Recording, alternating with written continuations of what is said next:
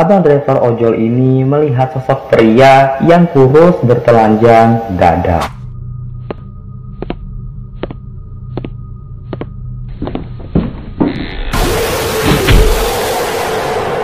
Yo guys, assalamualaikum, it's Zulfikri and welcome back to the channel. So gimana kabarnya? Semoga kalian dalam keadaan sehat walafiat. So guys, kemarin aku upload video horor tentang kisah-kisah terseram, kisah-kisah tercreepy ojek online. Dan ternyata masih banyak banget cerita-cerita terseram dari ojek online ini. So hari ini kita akan membahasnya untuk part yang kedua. Oke guys, buat kalian yang belum nonton part pertama, tonton dulu biar kalian lebih seru aja nonton untuk part kedua ini. So without further ado, horror thing is among us. It's so creepy and so scary. Here you go. Oke guys, sebelum kita lanjut ke ceritanya, di sini aku mau ngasih tau dulu nih. Semua informasi yang ada di video ini berdasarkan informasi yang valid yang aku lansir dari situs Google bernama Usefeed Ojek Online. Cerita horor ini diunggah di thread Twitter, atau lebih tepatnya thread horor di Twitter, di salah satu akun @payungh11010101. Oke, di cerita ini ada seseorang yang disamarkan namanya, sebut saja Dian. Meski ia tidak bertemu dengan sosok hantu atau sosok yang mengerikan. Oke guys, cerita ini lumayan panjang, jadi aku bagi beberapa part atau beberapa bagian. Nah, yang pertama yaitu sistem navigasi Bapak Ojol dan juga si Dian ini sama-sama tidak berfungsi. Awal kisah Dian ini bermula dari si Dian ingin pulang dari rumah kakeknya yang berada di Bekasi. Saat itu waktu sudah agak sore dan Dian harus bekerja besok. Maka dari itu inilah alasan Dian kenapa dia harus pulang. Karena tidak ingin merepotkan sang ayah, Dian pun memutuskan untuk menggunakan ojek online. Dan ternyata sang ayah pun mengabari bahwasannya dia lembur dan akan pulang lebih malam. Entah kesalahan aplikasi atau memang si Dian ini tak sengaja memesan dua kali. Ada dua ojek yang muncul di halaman pesanannya. Karena salah satu ojek yang ada di halaman pesanannya itu sudah dekat dari lokasinya, ia pun dengan berhati membatalkan pesanan yang satu lagi. Oke, jadi ini threadnya. Di situ drivernya nyuruh aku tunggu sebentar karena dia lagi jalan ke lokasi penjemputan. Ya begitulah kayak umumnya driver basa-basi. Oke, lanjut threadnya. Aku tunggu driver ini sekitar 5 menitan sambil ngobrol sama tante dan sepupuku. Setelah itu aku cek lagi aplikasi, yang mana aku kaget di situ tahu-tahu ada dua driver yang pick up aku atau yang jemput aku. Aku bingung dong, aku refresh terus aplikasinya dan ternyata benar aku pesan dua kali. Selang beberapa waktu tibalah ojek A dan Dian diantarkan oleh kakek dan neneknya sampai ke depan gerbang. Sekilas semua tampak baik-baik saja. Namun, tahukah kalian ternyata inilah awal mula kisah horor yang dialami oleh Dian bersama ojek online. Meski sang abang ojol ramah dan humble, Dian menyebut ia mencium aroma khas ketika ia menaiki motor itu. Nah, saat itu si Dian ini merasa bahwasannya aroma tersebut sangat familiar yang pernah ia cium tanpa ia tahu apa sih sebenarnya bau ini. Apa sih sebenarnya wangi ini? Apakah itu mawar, melati, atau ternyata kemenyan atau semacamnya? Buat kalian yang tahu, komen di bawah. So, lanjut. Dalam perjalanan, sang driver pun menanyakan arah kepada Dian. Sebenarnya ini lumayan membingungkan, padahal driver ojol seharusnya tahu dong arah kemana perginya. Karena tidak terlalu memperhatikan, si Dian ini menjawab pertanyaan itu dengan santai. Oke guys, jadi ini threadnya. Tiba-tiba lagi ngobrol, Bang A ini bilang, "Mbak, ini betul jalannya?" Aku bilang, betul kok, lurus saja nanti belokan depan ke kiri. Tapi aku agak ragu kok jalannya kayak gini, kayak asing menurut aku. Oke, lanjut threadnya. Karena ragu, aku buka aplikasi Google Maps. Di situ Maps aku error. Udah aku refresh beberapa kali, nggak muncul gambar petanya. Cuma ada kolom input, nama tempat tujuan doang. Padahal sinyal aku penuh, 4G juga. Aku tes WA temanku juga di live atau checklist 2. Anehnya, dia merasa jalan yang mereka lewati itu terasa asing. Saat mencoba memastikan rute yang benar, aplikasi Google Maps Dian ini tiba-tiba saja tidak berfungsi. Padahal pada saat itu sinyalnya 4G. Karena merasa bingung banget dan ia mikir, loh kok jaringan 4G nggak bisa mengakses Google Maps.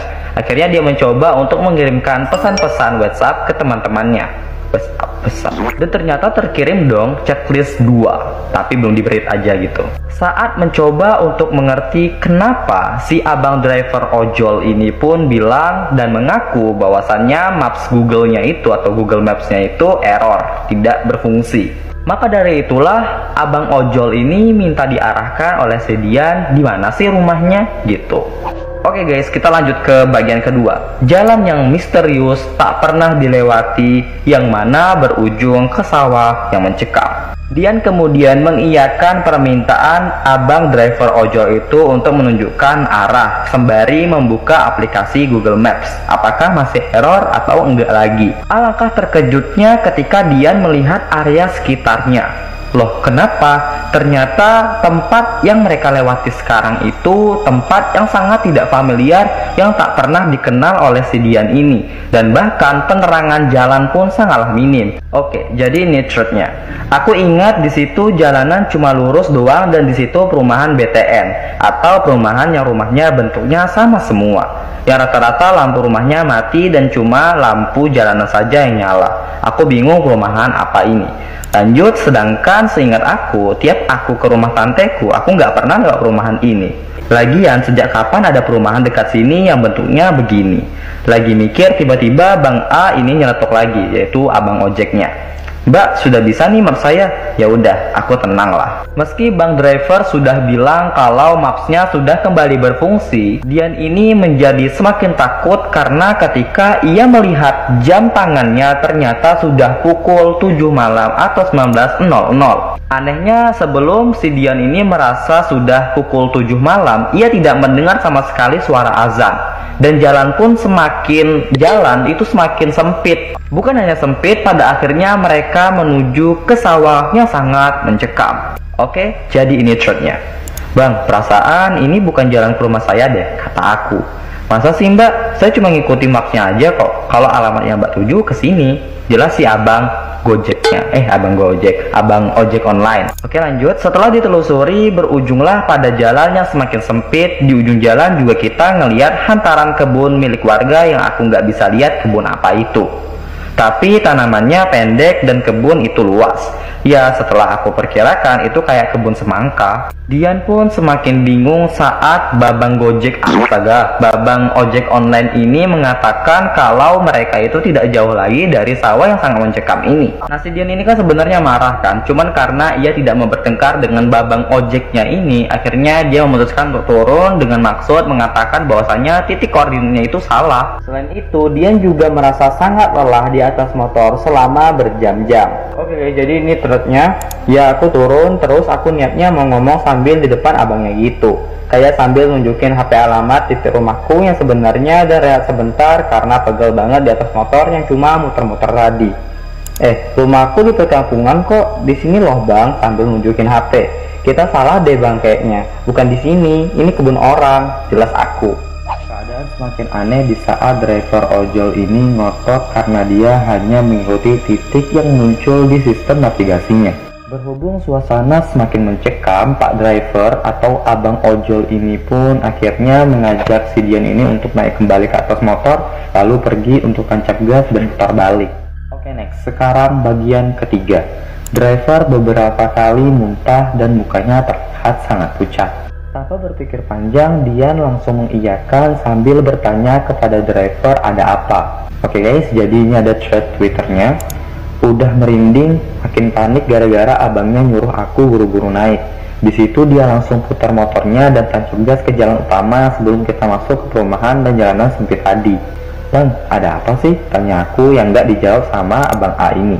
Karena ngulang dari jalan utama, di situ akhirnya maps aku kembali berfungsi normal. Di situ juga aku mulai curiga sama bang A ini karena wangi parfumnya yang enggak umum. Kemudian keduanya berhasil ke jalan utama dan mengulang perjalanan mereka. Oke guys, jadi ini ada shotnya lagi.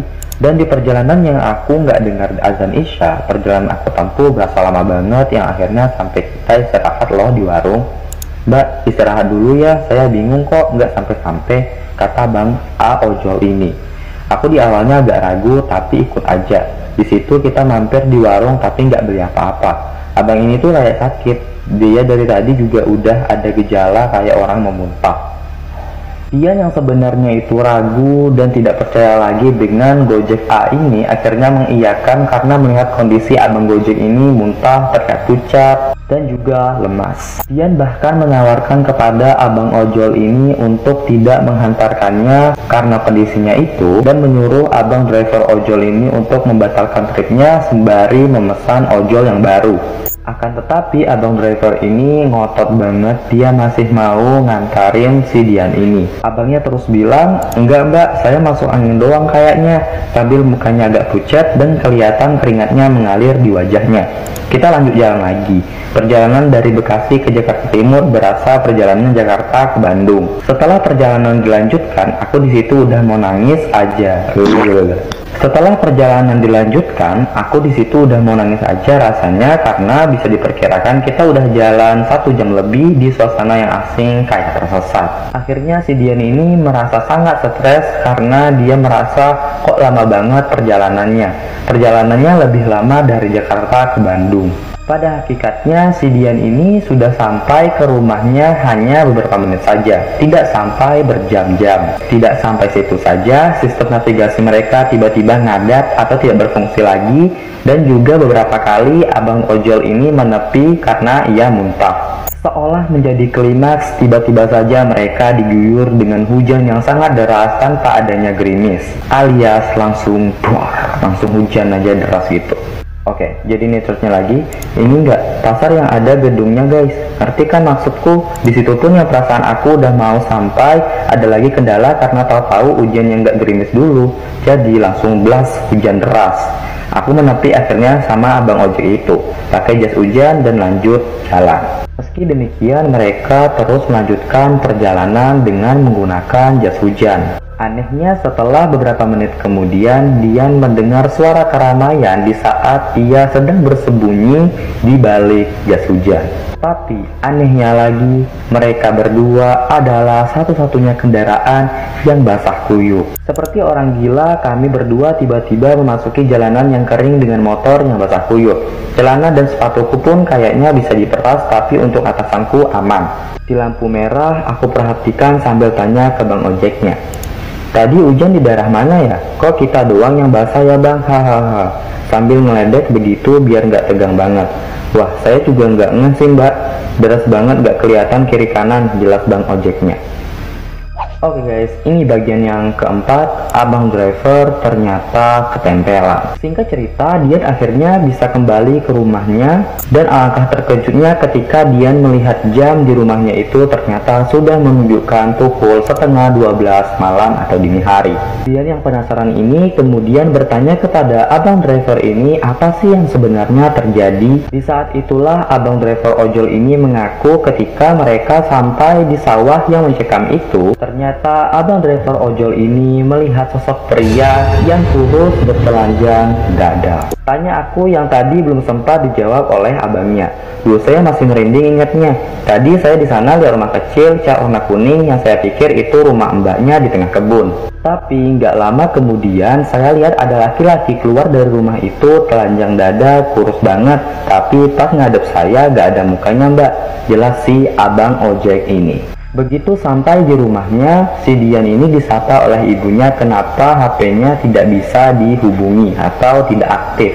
Jadi pas ditanya itu dia seakan-akan menghindar aja dulu untuk menenangkan diri. Keesokan harinya sebelum si Dian ini dimarahi oleh sang ayah, Dian pun menceritakan perjalanannya yang seharusnya sampai ke rumah hanya 15 menit menjadi 4 jam. Tidak lama setelah kejadian itu, Dian akhirnya mengunjungi rumah kakeknya lagi. Nah, di situ si Dian ini menceritakan kejadian yang sangat aneh kepada kakeknya. Disitulah kakek baru bercerita bahwasanya ternyata abang ojol yang ingin menghantarkan Dian ini sudah diikuti, sudah ditempel oleh satu sosok. Entah itu penglaris atau justru kiriman santet. Namun mengingat kisah apes yang terjadi, kemungkinan besar itu adalah kiriman untuk mengganggu. Nah, sang kakek ini sempat menjelaskan kenapa bisa ada hujan lokal yang menimpa si driver ojol dan juga si Dian ini. Menurutnya itu adalah wujud pintu gaib ke dunia lain.